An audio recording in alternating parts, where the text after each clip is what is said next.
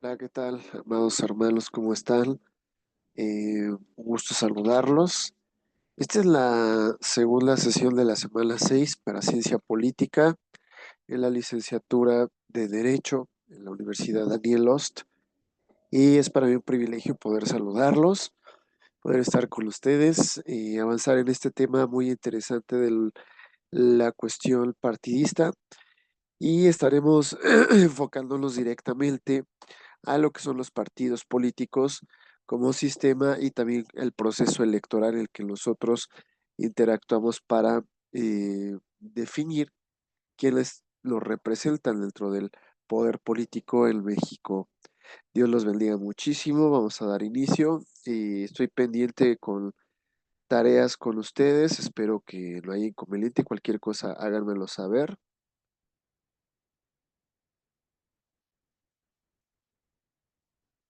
Muy bien, comparto pantalla.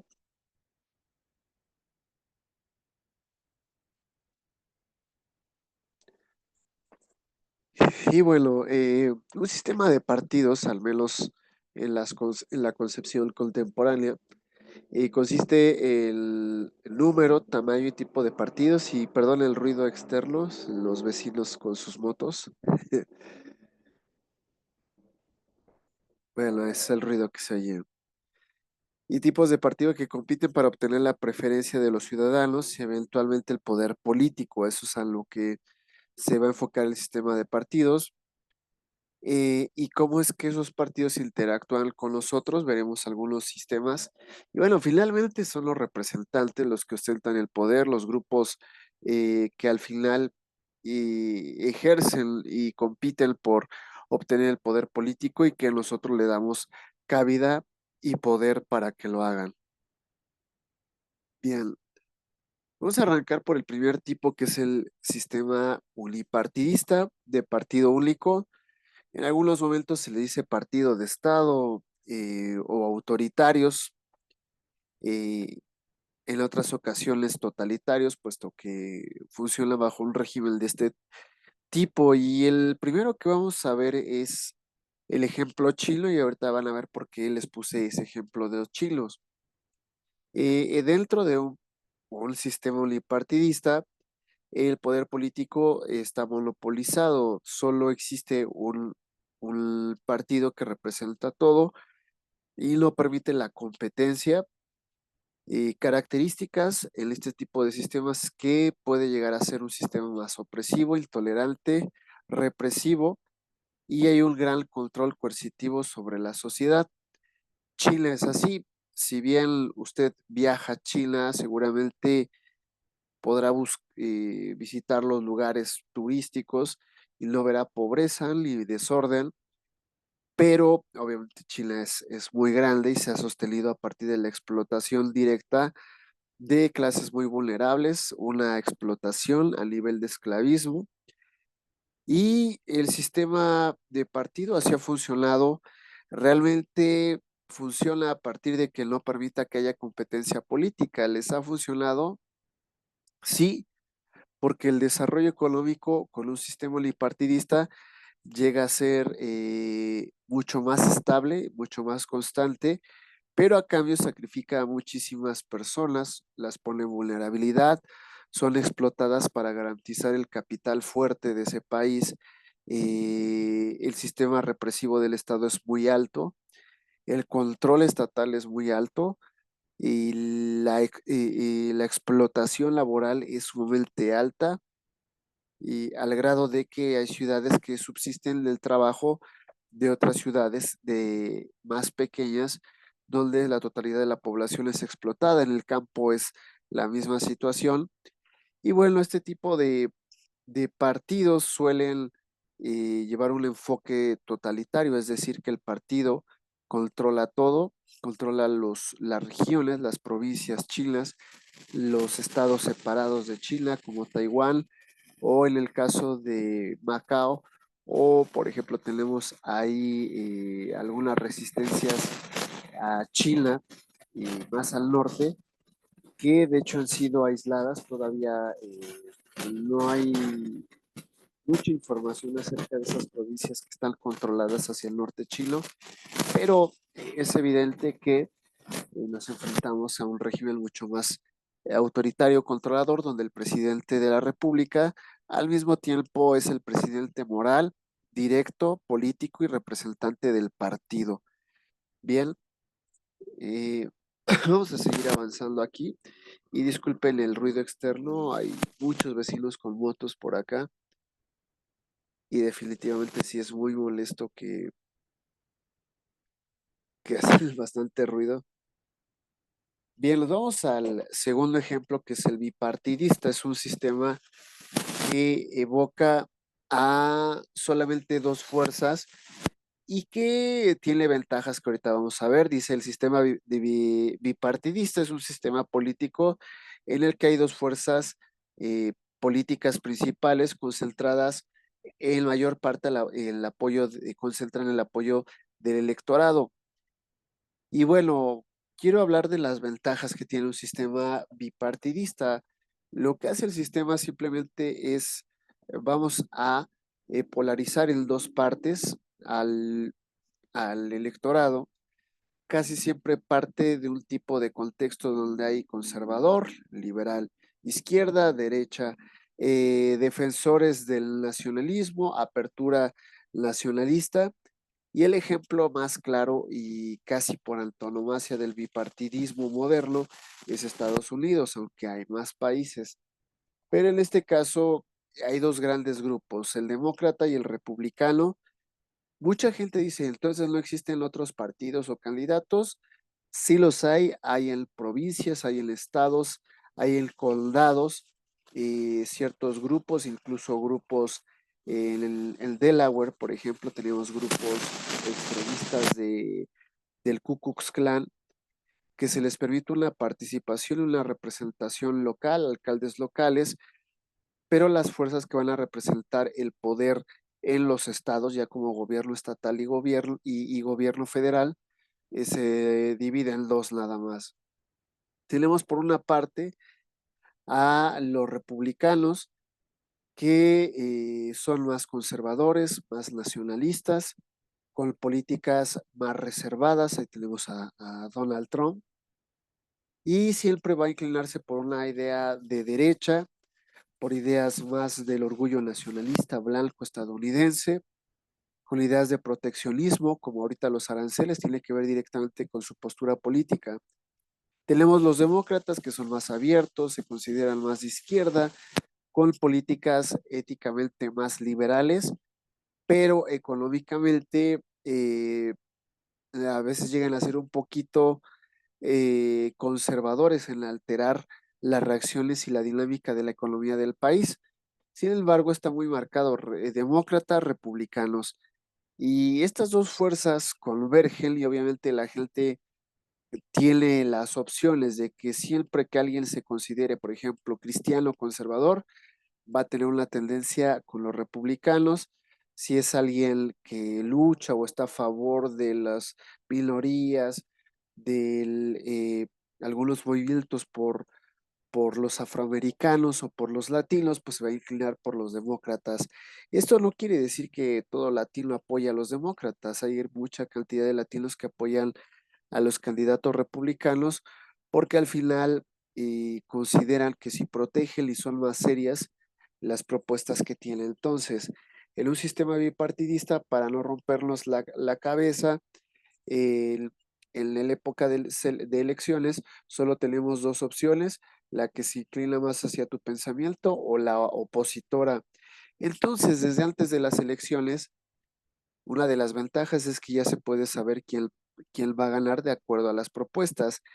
Como abiertamente ya sabemos que quieren los republicanos, más conservadores, más apegados a la política anti-inmigrantes, a un proteccionismo nacional, todos sabíamos que en la coyuntura que estábamos viviendo de la gente que ya no quiere el lobby LGBT, ya no quiere feministas, quiere una política anti-inmigrantes, por propios latinos también y por gente afrodescendiente. Sabíamos que la gente ya está cansada de eso, está cansada de Disney, está cansada de Hollywood y sus tendencias woke. sus tendencias de esa nueva izquierda. Y es por eso que el progresismo ha hartado ya a Estados Unidos y todos sabíamos que el candidato sería Trump, al menos los que ya hemos estudiado esto con alumnos desde hace años, sabíamos que la gente se iba a inclinar por él.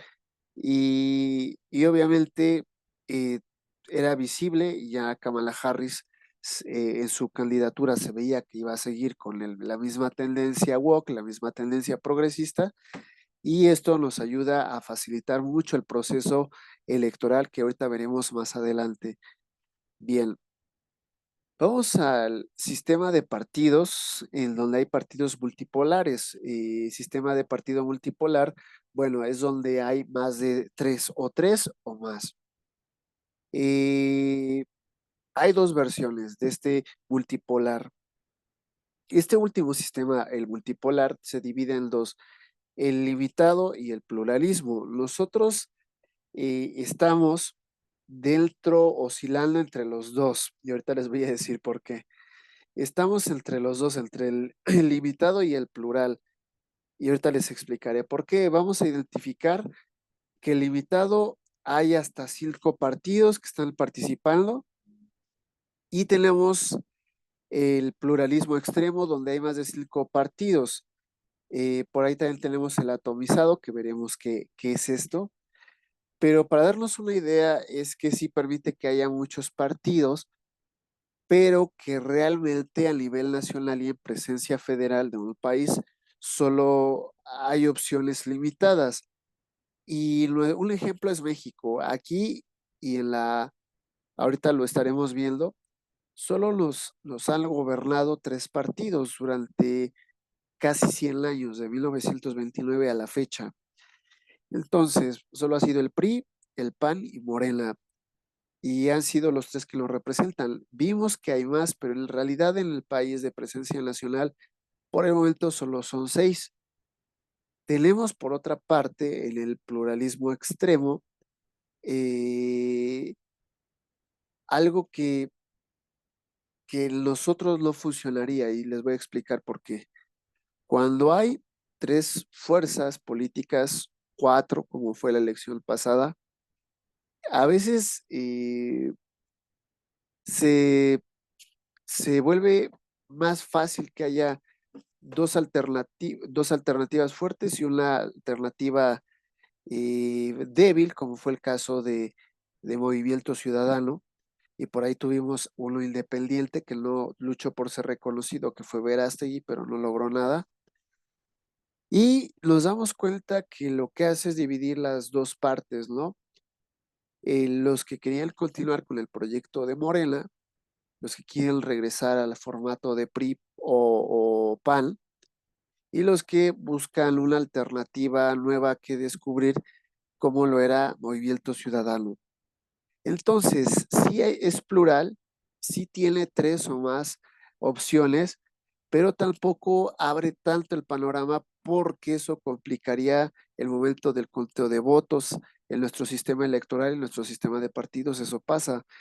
Entonces, ya lo hace complicado que se pueda hacer el conteo, vuelve más difícil la pugna. De hecho, una de las ventajas de esta última elección para el INE fue que la ventaja de Sheinbaum fue brutal, fue enorme, y eso facilitó muchísimo su trabajo. Pero imagínense de pronto que fueran 4 fuerzas y todas empatan, y hay que estar revisando paquete por paquete electoral hasta sacar las diferencias si hay un ganador.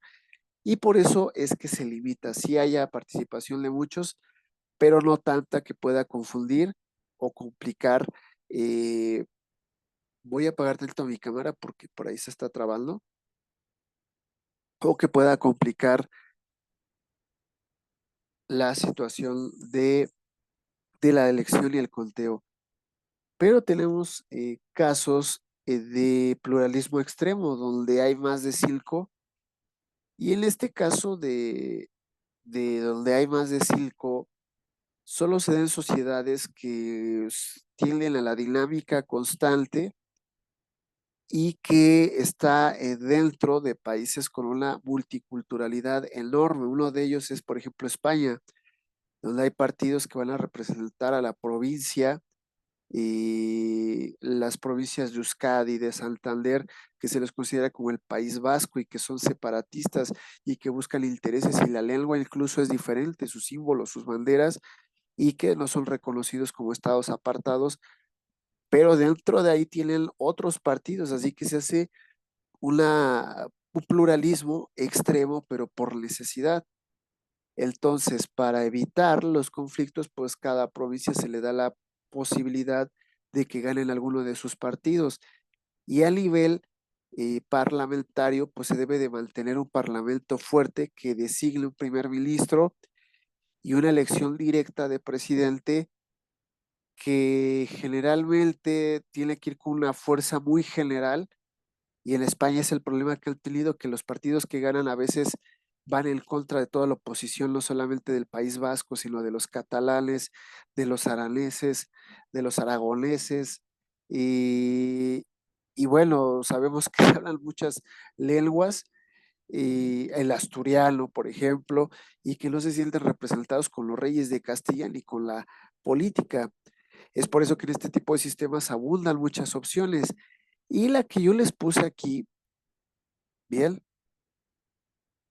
eh, lo que pasa con estas y múltiples opciones, y luego veremos por qué algunos están atomizados por ahí, les puse el ejemplo de Israel. Israel ocurre lo mismo y de hecho va a tener por ahí muchas divisiones hasta el punto de llegar a ser como átomos. Y eso es cuando ya llegamos a un extremo de representación de diversas, no solamente de fuerzas del país, sino incluso externas dentro de tu propio parlamento, que es el caso de Israel, que presenta esas representaciones externas hasta dentro de su parlamento.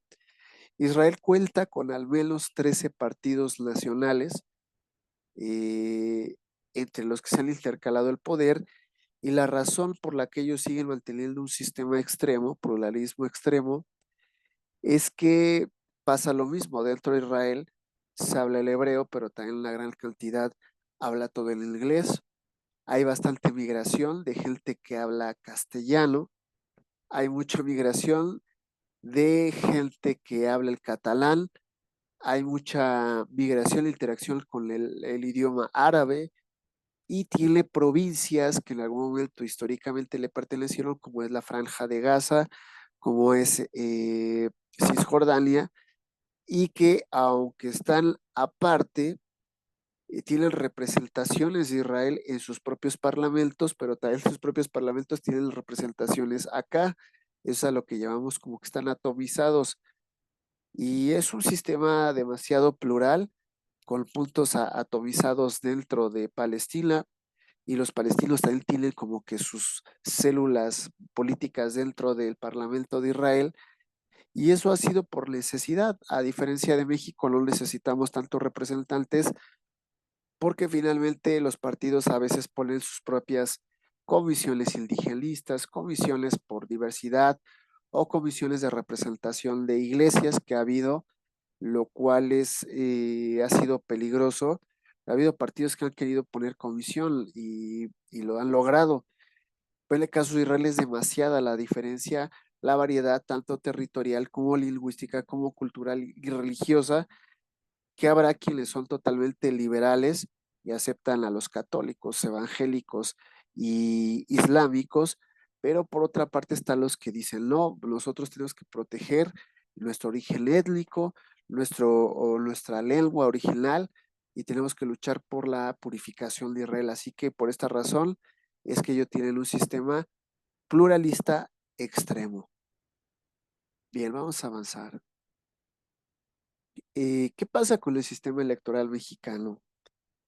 Bueno, primero que nada, en un sistema electoral va a ser todo el conjunto de reglas, toda esta estructura que hace que los procesos electorales estén bien organizados cuando se trata de elegir un gobierno. La finalidad del sistema electoral no es meramente política, porque se supone que es neutral toda esta estructura institucional para que los ciudadanos puedan elegir. Tenemos sistemas muy sencillos como el francés, que simplemente va alguien a la urna pone el nombre de su candidato y deposita su voto. Los encargados de casilla o de conteo confían mucho pues en el nivel educativo, en el nivel de formación política que ya tiene el francés, aunque esto se ha visto alterado por la cantidad enorme de migrantes.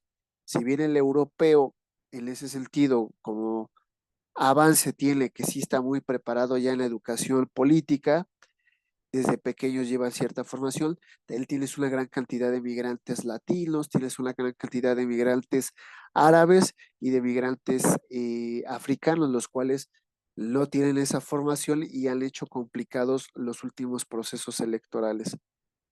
Bien, ¿qué pasa en México? Nosotros somos una sociedad de muy poca educación política de niños y eso hace que el sistema tenga que a veces ser un poco complejo y ahorita lo van a ver. Quiero irme directo al sistema electoral ya como estructura. ¿Qué puestos pone y cómo los dispone? Primero que nada, un presidente de la República, y aquí voy a meter también a los gobernadores, se eligen por un voto directo de mayoría relativa. ¿Qué es esto de mayoría relativa? Que el que obtiene 50% más uno en el caso de dos candidatos que compiten, ese gana. Si son tres, pues lo divides entre tres y el que obtiene mayoría, aunque sean tres, por eso le llevan mayoría relativa. Porque si son cuatro y digamos cada uno tiene el 25%, si fuera un empate, con uno que tenga el 26 gana, aunque el otro 74% esté en su contra. Por eso se les dice de mayoría relativa. A Estados Unidos por eso dijo yo mejor bipartidista, porque así yo sé que 50% más uno gana, pero cuando tienes, eso me va a evitar que yo tenga tanta gente en contra, porque sé que el 49% está en contra, pero el 51% está a favor. Pero ¿qué ocurre en México cuando han competido cuatro candidatos?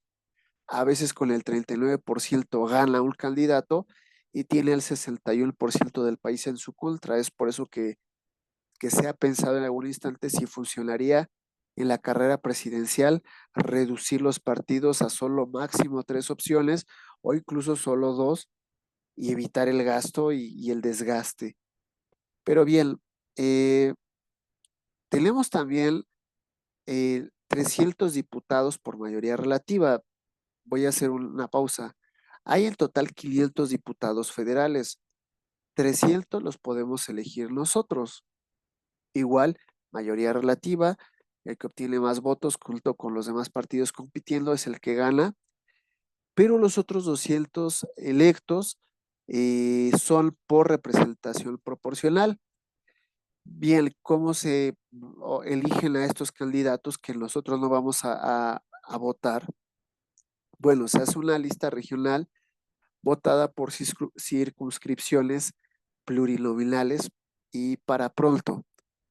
Es decir, que los partidos hacen una lista de los candidatos y de acuerdo al principio de, del menor con mayor fuerza, ¿a qué voy con esto? Que gana, por ejemplo, el diputado del PRI, gana un distrito, ¿no? Entonces, pero después de él le siguió el PAN en la en ese distrito y con una gran cantidad de votos, bueno, a él se le da prioridad como esa, digamos, esa minoría fuerte, o sea, perdió, pero obtuvo una gran cantidad de votos. Entonces, no puedo sacarlos de la jugada, sino para darles voz, a pesar de que perdieron, pero como hay gente que sí los quiere, voy a dejar que metan a sus candidatos por representación proporcional, es decir, en una lista de candidatos que entran directo ahí según cada partido y el gobierno ya decide cuántos lugares le da. Voy a tratarlo de ejemplificar. Vamos a suponer que eh, de 200 curules las ganó Morena, 100 las ganó el PRI. Y Movimiento Ciudadano perdió todo, pero la ley le dice, bueno, debido a que fue una tercera fuerza, perdió, pero ganó, tenía muchos votos. Bueno, proporcionalmente a lo que ganó, le voy a asignar lugares, porque quiere decir, me está indicando que mucha gente votó por ellos, pero no ganó su partido. Sin embargo, la gente quiere votar. Ahora, automáticamente el candidato que estaba y que perdió es el que se queda en lugar. No, sino que el partido metió una lista. A ver, como la ley me dice que aunque haya perdido me tocan 10 lugares, bueno, esta es mi lista y voy a meter a esa gente. Eh, Ventaja que se supone que hace que todos tengan voz y voto a pesar de no haber ganado. Desventaja, que meten la gente muy inútil políticamente hablando en estas listas plurinominales. Deme un segundo.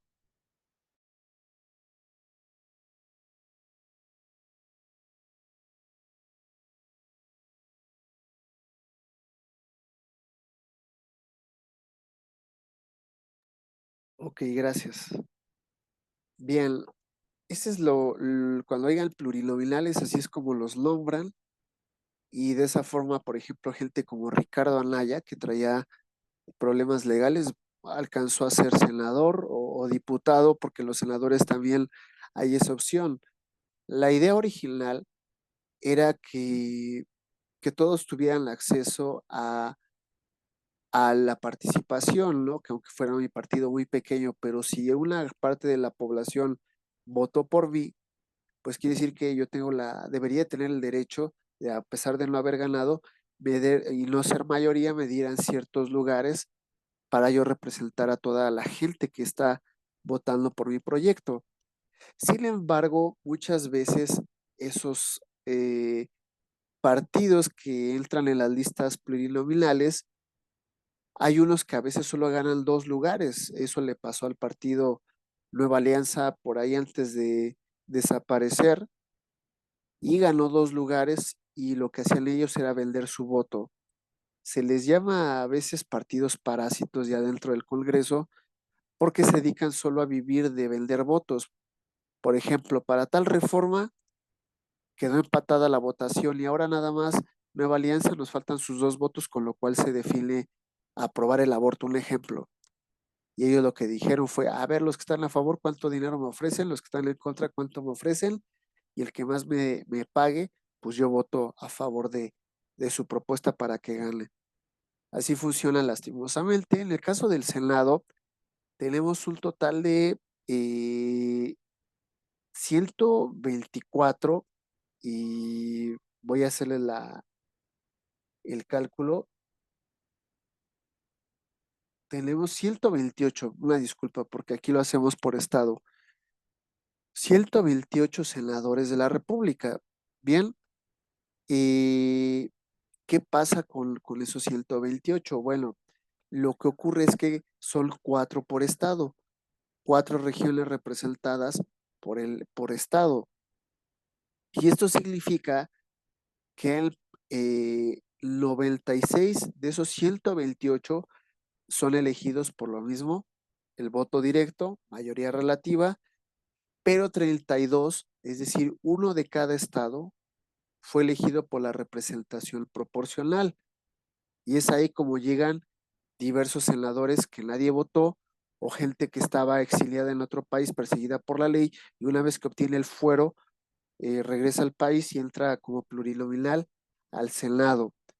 Entonces, 32 de esos no los votamos nosotros, los eligen los propios partidos, los proponen, y como el derecho es que estén ahí de acuerdo a la representación proporcional, es que alcanzan a llegar a esos cargos. Bien, entonces tenemos 500 diputados federales, 300 por voto directo de los ciudadanos, mayoría relativa. Recuerden, mayoría relativa quiere decir votaron por ellos. Representación proporcional, plurinominales que les dieron lugar por derecho, pero no se lo ganaron el voto. Tenemos 128 senadores, 4 por estado, para que quede claro, y 96 de ellos, es decir, 3 de cada estado fueron elegidos por el voto directo, mayoría relativa, y uno de cada estado fue elegido por plurinominal. Por eso es que hay diputados que saben que van a perder, o perdón, gente que lucha por las senadurías, sabe que va a perder, pero quieren alcanzar fuerza grande en su estado. ¿Para qué? Para que aunque pierdan, les den el último lugar, que sería, es decir, tres elegidos. Vamos a poner un ejemplo. En el estado de Nuevo León, tres senadores elegidos por el voto directo, pero hubo un cuarto que estuvo ahí luchando y él sabe que aunque no ganó por las urnas, como obtuvo esa mayoría, perdió, pero es ese perdedor con más votos, pues le van a asegurar un lugar adentro a su partido. De eso se trata. Bien, le espero hasta aquí que vaya siendo claro. Si hay dudas, por favor háganmelo saber. Esto es importante porque es la forma en que se elige a los que nos representan. Y bien, llegamos a la parte final. Esta sesión fue un poquito más breve. Espero que les haya sido ilustrativa respecto a lo que nosotros queremos llegar. Y bueno, voy a tomar un tiempo para explicar la actividad del ensayo. El ensayo va a tratar sobre qué. ¿Qué modificaciones consideras que debe tener el sistema electoral para funcionar mejor y dar acceso a políticos competentes?